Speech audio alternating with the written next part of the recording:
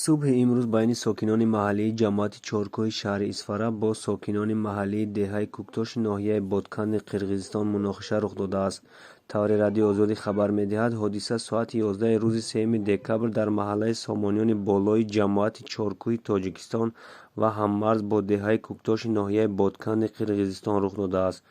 дар натиҷа як сокини маҳаллаи Сомониён ҷароҳати сабук бардошта ба беморхонаи марказии ҷамоати чоркӯҳ интиқол дода шудааст. аз нафари ҷабрдида Ҳизбаллоҳ Оқилзодаи 21 сола ном бурда мешавад.